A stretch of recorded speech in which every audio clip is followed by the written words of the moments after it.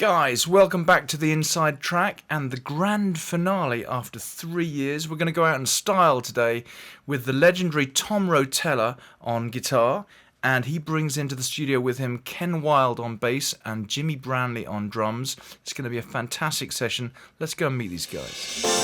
I knew I was going to have to sit next to you, so I wanted to look as good as I could. He's a little slow. He's a bass player. Well, that's not a guitar player. Even slower. I don't think I've ever been to one of his parties. Why didn't he invite me? I'm gonna have to talk to him. I won't tell him you told me, don't worry. This is all on camera, mate. Dude! Good to see you. How are you? So it doesn't look like, are we all gonna be in here? We all are. Yeah. Oh my God. Yeah. Were you at Pat Kelly's Christmas party? I didn't get invited. It's gonna be a whole thing today. So, Chris, we're just gonna monitor live. We're not gonna monitor. I think on the phone. so. Okay, so yeah. Should I bring my pedal board and do my own reverb and effects and stuff that I want? I would do certainly little. I can add more. Okay. But I can't take away. Look at you, man. So that's right. Getting ready for your jazz session. Yeah, this is exactly what we're playing. We'll see if it works when we get in there. Straight ahead. What's the thing? Go this way. Hey, Jimmy. How are you? How are you, man? You good? Good.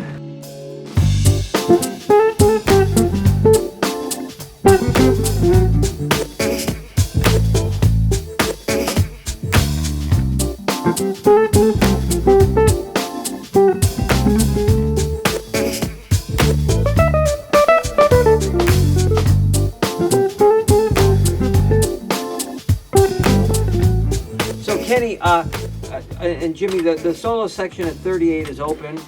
Then, so I'll play a solo. Then Kenny will play a solo. At the end of your solo, Kenny, we'll go to that G minor 4 bars, and I'll just play some chords and atmosphere stuff at that point. Let's give it a go. All right, so come together, take one.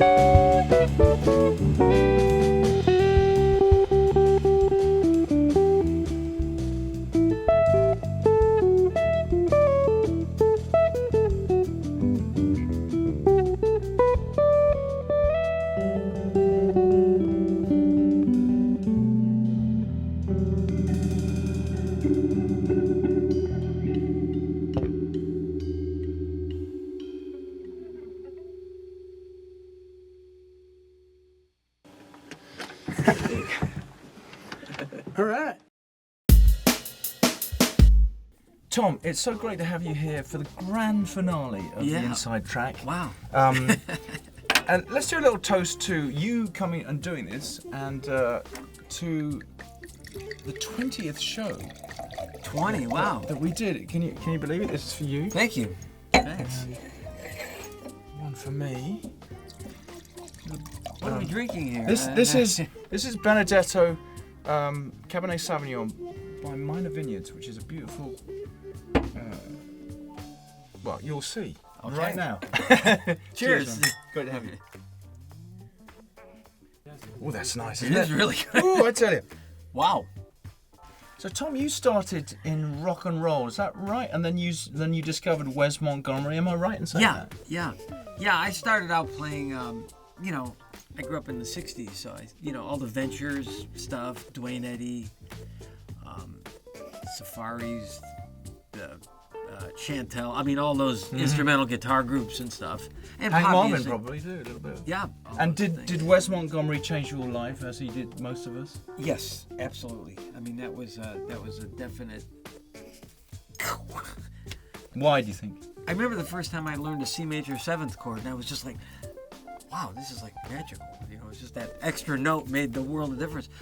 And I listened to, I heard Barney Kessel and Kenny Burrell and a bunch of different guys, and I had this really good guitar teacher at the time that was kind of getting me into jazz, and he kept telling me about Wes Montgomery, but I never really heard him. But I think when I heard Wes, the thing that grabbed me about him was just, I think he was the first guy that I heard really made the guitar feel good and swing. I mean, he had just a sense of time and melody that was just frightening. And Yeah, it was like somebody turning on a faucet, wasn't it? Yeah. For him? And it was just Yeah. it just flowed. It was effortless. yeah, effortless, Yeah. swung, tone. I mean, he just had everything, and it just sucked me right in. Yeah. And it was funny, because I went through a lot of my life thinking, I wonder if this affected anybody else. And then as I started reading interviews with guys, Everybody. he changed everybody's life. Yeah, same thing. What are you going to play next? This is a song by Wes Montgomery that I rearranged in a little different vibe, and it's one of my favorite ones. And I love his composition so much. This one is called 4 on 6.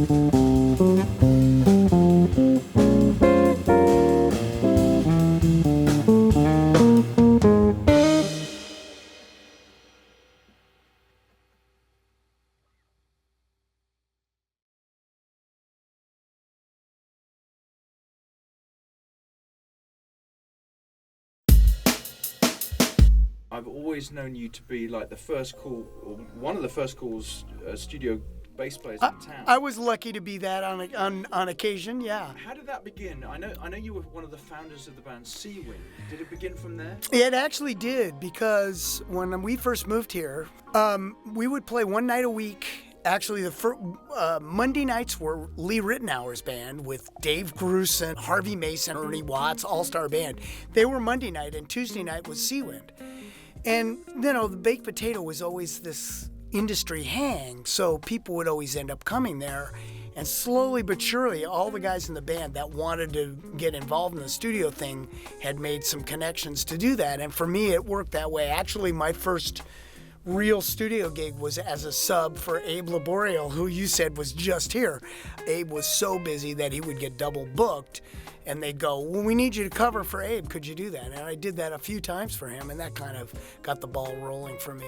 For 27 years, I did Simpsons, so I was the only bass player there, but you know, a lot of the other movie and TV calls we do, there's sections of bass players, so I'm just sitting in the section with the other guys. But yeah, I had a long career doing that kind of stuff and still always loved playing live. And I love playing electric, which I did here, but I also love the upright bass a lot. I mean, it's just a great thing to play.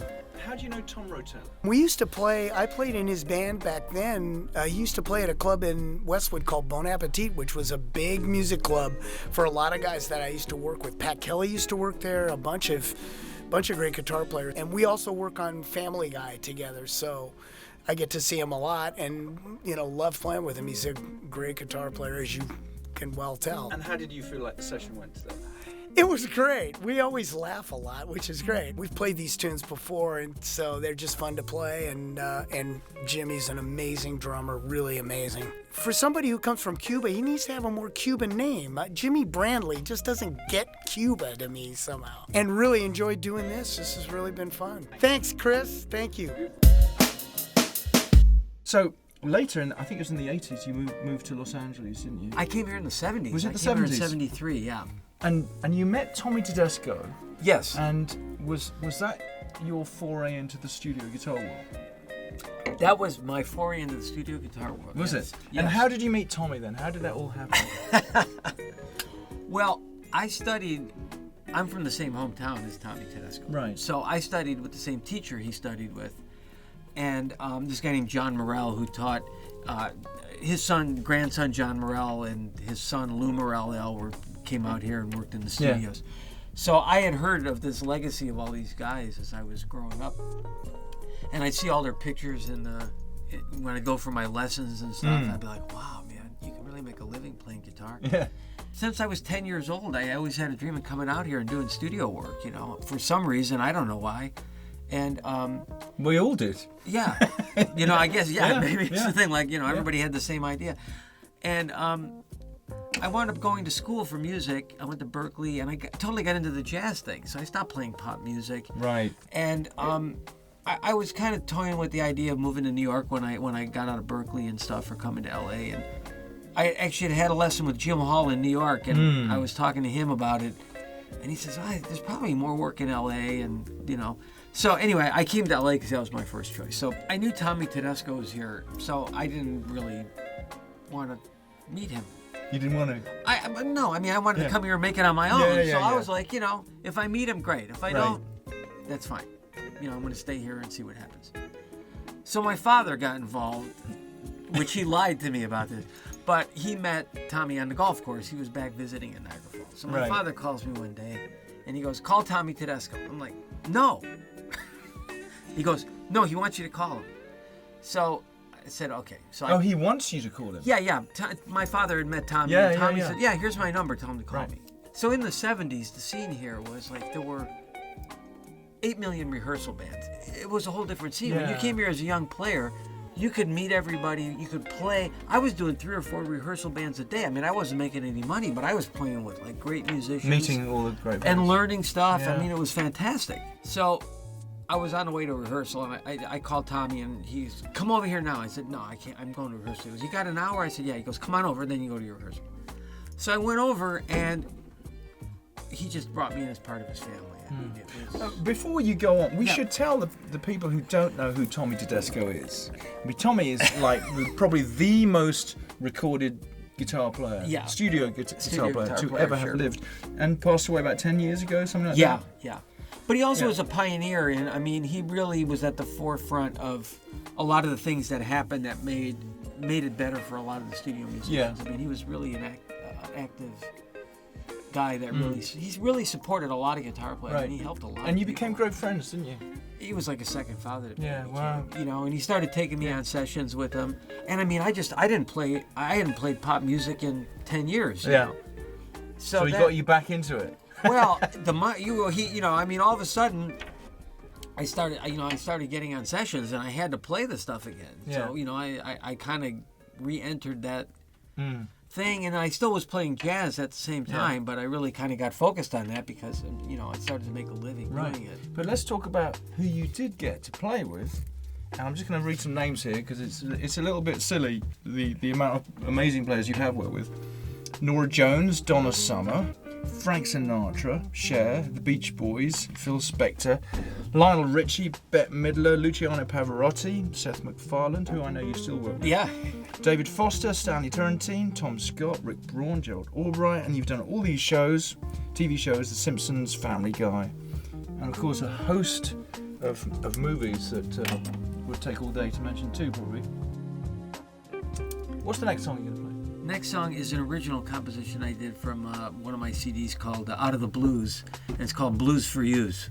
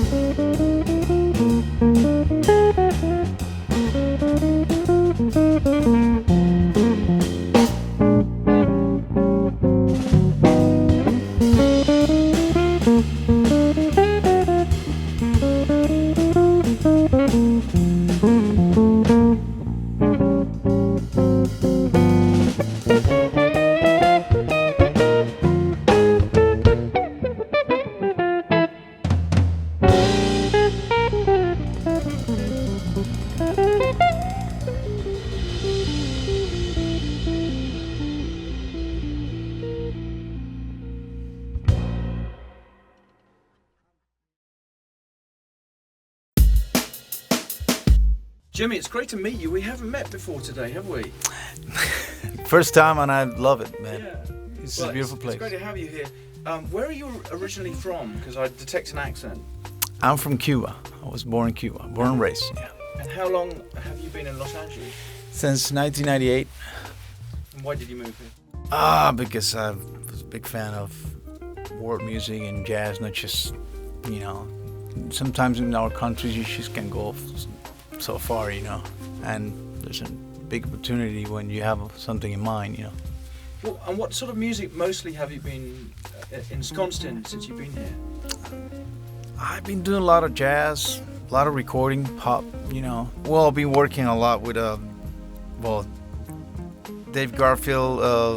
I'm currently playing with Keiko Matsui, Bob James, Doc Severinsen, Model Reese, I don't know if you know him, we have a band, Jimmy Hasley, a lot of different artists. How do you know Thom Rotella?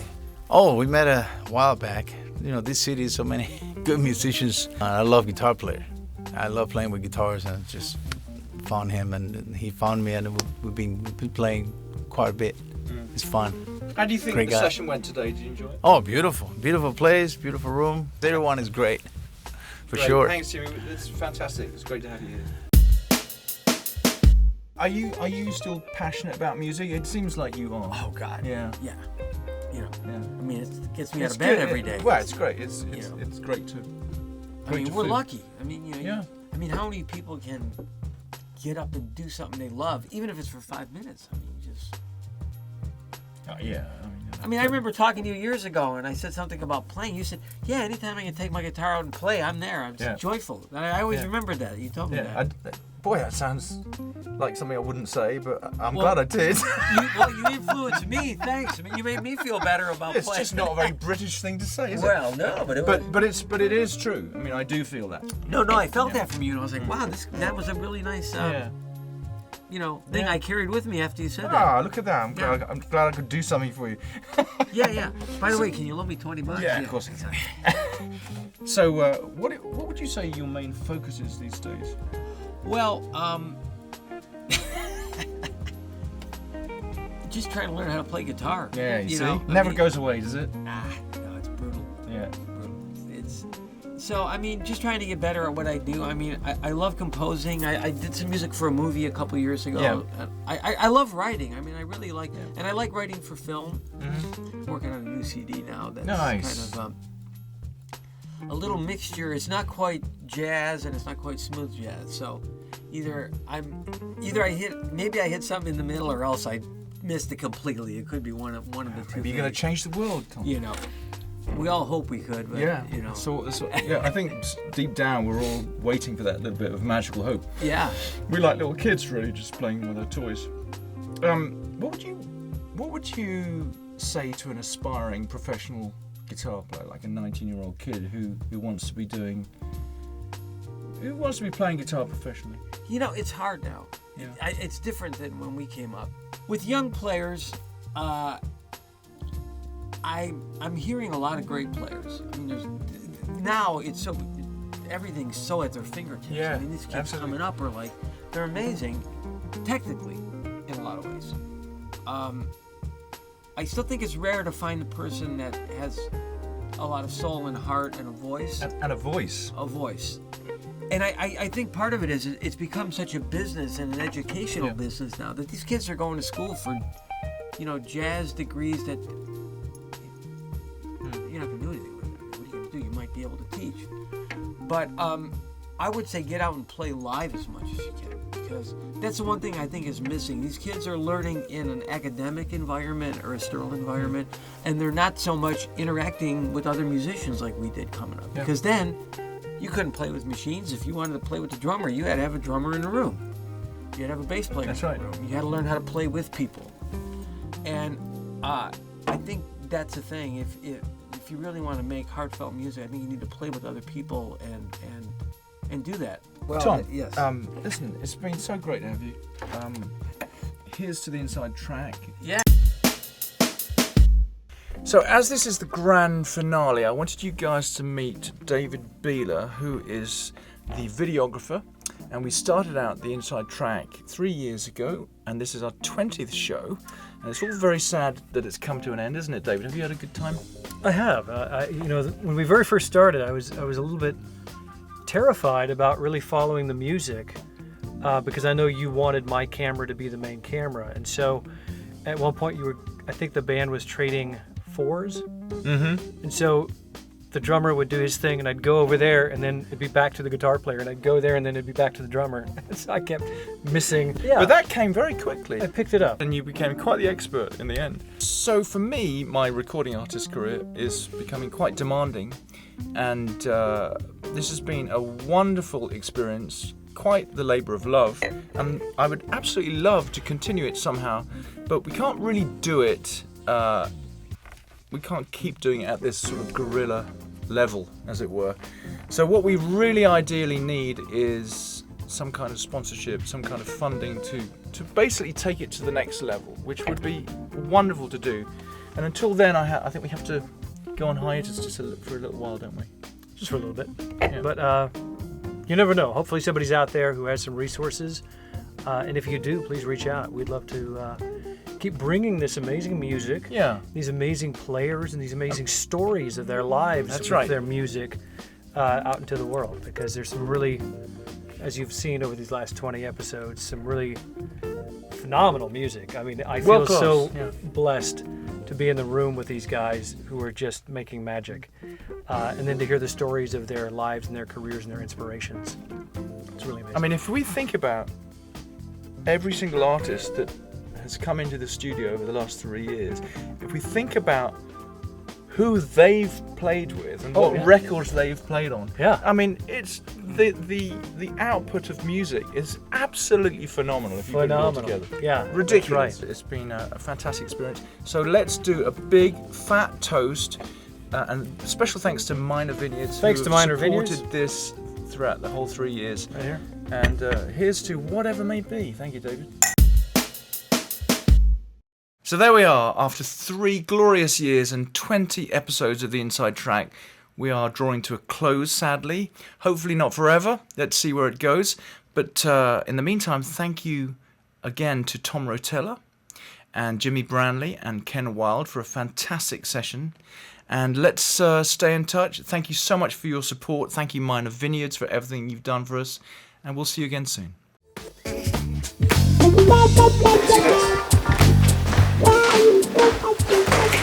Anybody here? No, come on. Hey, Chris, nothing can go wrong. Can't go wrong. Can't go wrong. Can't go wrong. Making coffee, mate.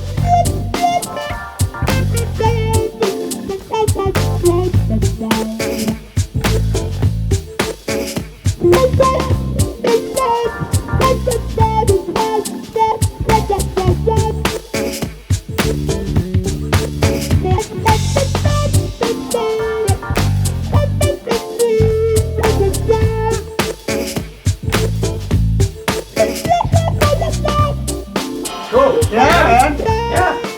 Sounds good, man.